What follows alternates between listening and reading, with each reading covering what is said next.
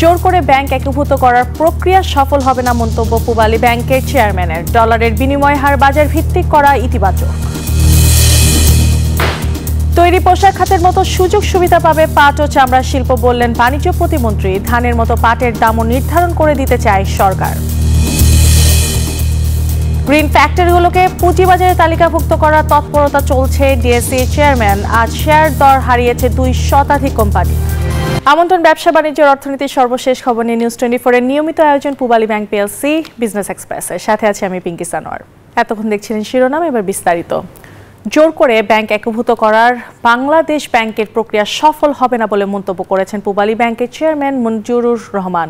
দুপুরে বাংলাদেশ ব্যাংকের সাথে ব্যাংক চেয়ারম্যানদের বৈঠক শেষে সাংবাদিকদের এই কথা বলেন তিনি আরও জানান, সম্প্রতি নিয়ন্ত্রক সংস্থার নেওয়া অনেক পদক্ষেপ ব্যর্থ হয়েছে, আর ডলারের বিনিময় হার বাজার ভিত্তিক করাকে ইতিবাচক বলছেন ব্যাংক চেয়ারম্যানরা। ব্যাংক একীভূতকরণ নিয়ে কেন্দ্রীয় ব্যাংকের যে সিদ্ধান্ত, তাতে অনেক উদ্যোগী ভেস্তে গেছে। ব্যাংকগুলোর অনীহা প্রকাশ পেয়েছে বেশিরভাগ ক্ষেত্রেই। এর মধ্যে মুখ থুবড়ে পড়েছে ইউসিবি ন্যাশনাল ব্যাংক এবং সিটি ও বেসিক ব্যাংকের মার্জার। ব্যাংক একীভূতকরণ আতঙ্কে অনেক গ্রাহক আমানত তুলে নিতে শুরু করেন, জানিয়ে উদ্বেগে অনেক কর্মকর্তা কর্মচারী এমনকি গ্রাহকরাও। সোমবার কেন্দ্রীয় ব্যাংকের সাথে ব্যাংক চেয়ারম্যানদের বৈঠক শেষে সাংবাদিকদের এমন নানা প্রশ্নের জবাব দেন ব্যাংকাররা। বলেন, জোর করে একীভূত করলে তা ফল দেবে না। কি ফর্মুলাতে হবে গভর্নমেন্ট বলছে, ইন্টারন্যাশনাল তো স্ট্যান্ডার্ড ফর্মুলাস বেসিস আছে, সেসব ফলো করে যদি জোর করে মার্চ যাওয়া সম্ভব। মার্চ ব্যাপারে বাংলাদেশ ব্যাংক আলোচনা করতেছে, কি করবেন এটা সেন্ট্রাল ব্যাংক জানেন। ব্যাংক ঋণের সুদ হার ও ডলারের দর বাজারের উপর ছেড়ে দেয়াকে ইতিবাচক মনে করেন পূবালী ব্যাংকের চেয়ারম্যান। যদি সিস্টেমটা ফেল করে তখন চেঞ্জেস আনতে হবে। এই বাংলাদেশ ব্যাংক প্রয়োজনে চেঞ্জ আনছে। আগে সেটা ফেল করেছে, অবশ্যই ফেল না করলে চেঞ্জ আনবে কেন? অর্থনীতি তার আপন গতিতে চলবে, চলতে চলতে এক জায়গায় থেমে যাবে, আবার নামবে, আবার উঠবে, এটাই তো অর্থনীতির নিয়ম। এদিন বৈঠকে ব্যাংকারদের জন্য বিশেষায়িত হাসপাতাল প্রতিষ্ঠার নির্দেশনাও দিয়েছে কেন্দ্রীয় ব্যাংক। বাবু কামরুজ্জামান, নিউজ 24, ঢাকা। তৈরি পোশাক খাতের মতোই সমান সুযোগ সুবিধা দেওয়া হবে পাট এবং চামড়া শিল্পকে। দুপুরে Bangladesh jute mills association BJMA আয়োজিত সংবর্ধনা অনুষ্ঠানে এমন মন্তব্য করেছেন বাণিজ্য প্রতিমন্ত্রী আহসানুল ইসলাম টিটু।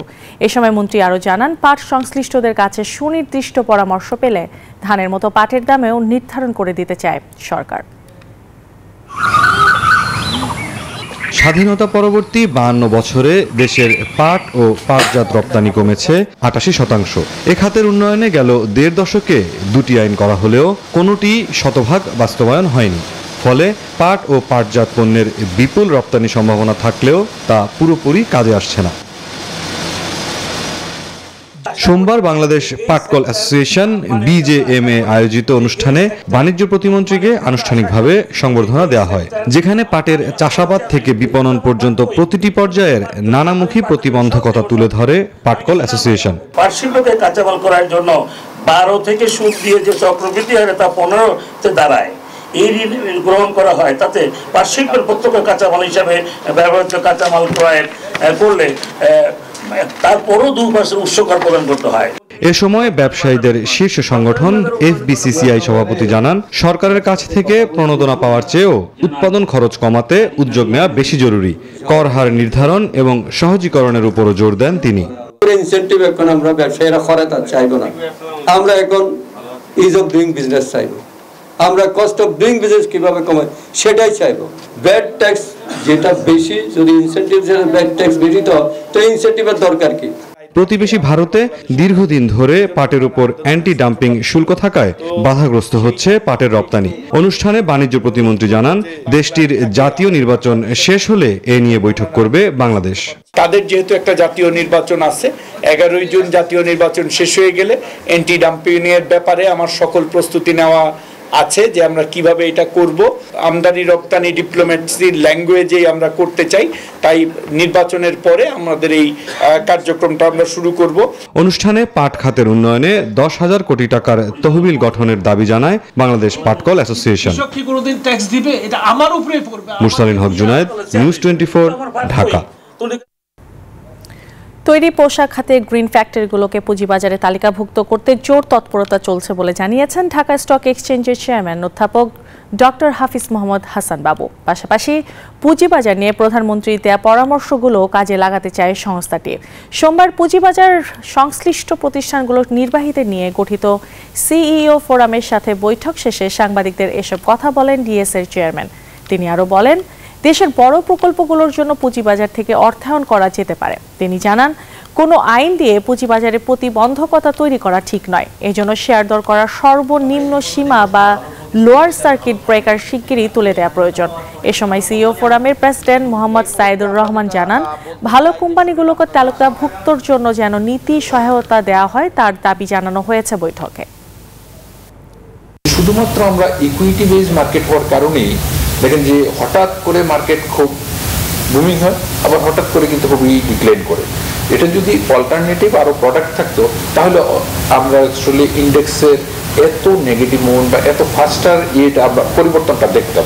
আরএনজি সেক্টরের যে টপ গ্রিন ফ্যাক্টরিগুলো আছে তাদেরকে যদি আমরা পুঁজিবাজারে আমরা চেষ্টা করছি তাদেরকে আনার জন্য, সরকার চেষ্টা করছে গভর্নমেন্ট কোম্পানিগুলোকে আনার জন্য, আমাদের ফার্মাসিউটিক্যাল কোম্পানিগুলো আছে তাদেরকেও যদি আমরা তাদের সাথে আলাপ আলোচনা চলছে, এই প্রেক্ষাপটে আমরা মনে করি সামগ্রিক পরিস্থিতি পুঁজিবাজারের জন্য ভালোর দিকে যাওয়া।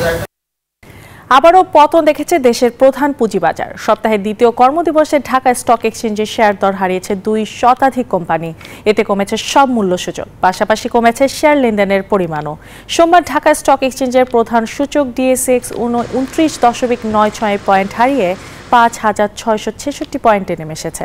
পাশাপাশি কমেছে অপর 2 সূচকও। দিনভর এক্সচেঞ্জটিতে 968 কোটি টাকার শেয়ার ও ইউনিট হার বদল হয়েছে, যা রোববারের তুলনায় 17 কোটি টাকা কম। এদিন লেনদেনে অংশ নেওয়া কোম্পানিগুলোর মধ্যে 221টির শেয়ারের দাম কমেছে, বেড়েছে 135টির। অপরিবর্তিত ছিল বাকি 37টি কোম্পানির শেয়ার দর।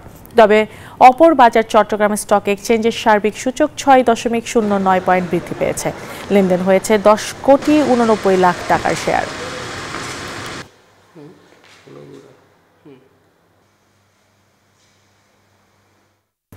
পূবালী ব্যাংক পিএলসি বিজনেস এক্সপ্রেসের সময় হলো একটি বিরতির, ফিরছি আরো খবর নিয়ে, সাথে থাকুন। বিরতির পর আবারও স্বাগত জানাচ্ছি পূবালী ব্যাংক পিএলসি বিজনেস এক্সপ্রেসে। 5 দিন আগে হজ ফ্লাইট শুরু হলেও এখনো প্রায় 9,000 যাত্রী ভিসা হয়নি। যদিও হজ অফিস ও হাব আশাবাদী আগামী 2 দিনে এই সমস্যা কেটে যাবে। এখন পর্যন্ত প্রায় 17,000 হজ যাত্রী সৌদি আরব পৌঁছেছেন। দেশে সুষ্ঠু হজ ব্যবস্থাপনা থাকলেও সৌদি আরবের পরিস্থিতি কেমন হবে তা নিয়ে উদ্বিগ্ন যাত্রীরা।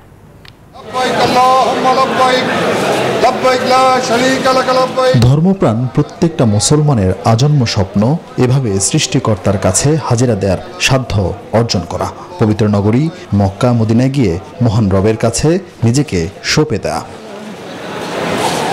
এবছর বাংলাদেশ থেকে কাবার এমন মেহমানের সংখ্যা প্রায় 1,27,000। প্রতিদিন কোনো ভোগান্তি বা বিড়ম্বনা ছাড়াই রাজধানীর আশকোনায় সম্পন্ন হচ্ছে হজ যাত্রীদের ইমিগ্রেশন সহ নানা আনুষ্ঠানিকতা। এতে যাত্রীরা ব্যাপক উৎফুল্ল থাকলেও উৎকণ্ঠায় সৌদি অংশের ব্যবস্থাপনা নিয়ে।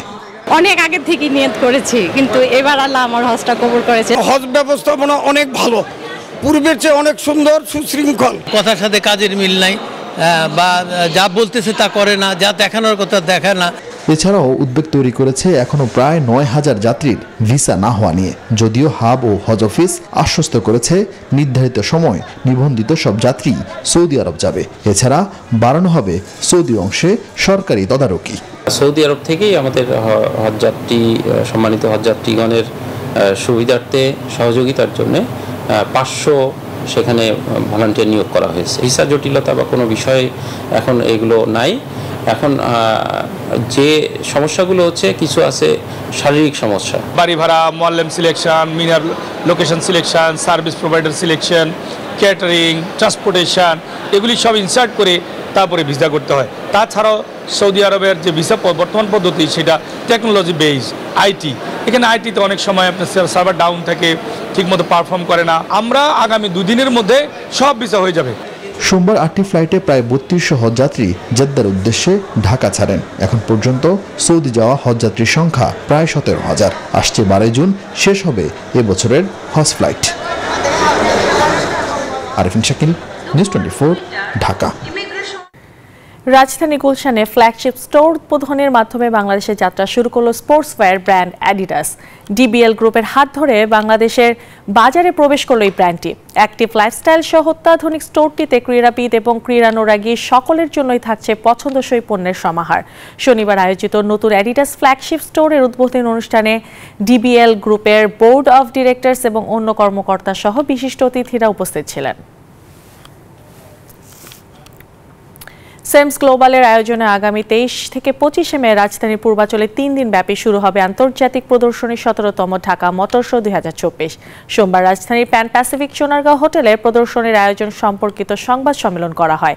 সংবাদ সম্মেলনে সভাপতিত্ব করেন SEMS global USA and Asia প্যাসিফিকের president and group managing director Meherunen Islam. আর উপস্থিত ছিলেন সেমস গ্লোবালের সিইও এস সারওয়ার, সেমস গ্লোবালের নির্বাহী পরিচালক তানভীর কামরুল ইসলাম এবং international marketing director Abhishek Das. Engineer institution বাংলাদেশের 61তম কনভেনশনের সমাপনী উপলক্ষে the engineers for transforming technology travel smart Bangladesh শীর্ষক সেমিনার অনুষ্ঠিত হয়েছে। সোমবার আইইবির সম্মেলন কক্ষে আয়োজন করা হয়। অনুষ্ঠানের প্রধান অতিথি ছিলেন জ্বালানি ও খনিজ প্রতিমন্ত্রী নসরুল হামিদ। বিশেষ অতিথি ছিলেন ইঞ্জিনিয়ার আব্দুর সবুর। সভাপতিত্ব করেন আইইবির সাধারণ সম্পাদক মঞ্জুরুল ইসলাম। প্রসাধনী সামগ্রীর ক্ষেত্রে বিশুদ্ধতার অঙ্গীকার নিশ্চিত করে যাত্রা করেছে ন্যাচুরা কেয়ার। কালীগঞ্জের সিসিইউএলবি রিসর্ট ও কনভেনশন হলে এক অনাড়ম্বর অনুষ্ঠানে ব্র্যান্ড উন্মোচন করা হয়। এ সময় প্রতিষ্ঠানটির ব্যবস্থাপনা পরিচালক Asif Wahab Khan, CEO Mohammad Nazim Uddin, head of business strategy Aditya Som, head of marketing Shams Arefin, head of sales Mohammad Imtiaz Osman Talukdar সহ অন্য উচ্চপদস্থ কর্মকর্তা এবং সেলস কর্মচারীরা উপস্থিত ছিলেন।